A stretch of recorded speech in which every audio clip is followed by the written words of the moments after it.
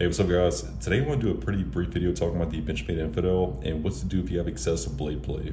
So the first thing to do before taking the screws out is you want to take it off the track. So once you get loose like that, you can go ahead and take out these 6 screws. I have aftermarket screws on here, but I believe the ones that came with it were T6.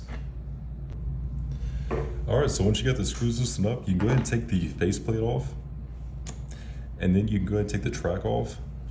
So for mine, it kind of sticks a little bit, especially around this top right corner. I'm not really sure if that's with all Infidels. Let's see. There we go. The piece we're going to be talking about here is this piece right here. You can see it's not part of the blade stock. It is held here by a screw. And from my experience, this screw will get loose over time. So what I did is I took it off, I added some red Loctite and put it back together, and it helped my blade play significantly.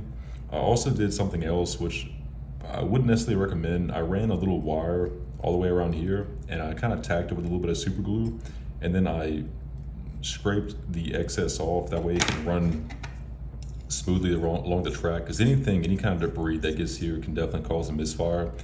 Not necessarily recommending that method, but it did seem to help a lot actually. It's got a pretty solid lockup now. But I would certainly recommend just starting off with tightening up that screw, putting some Loctite, and seeing how that works for you.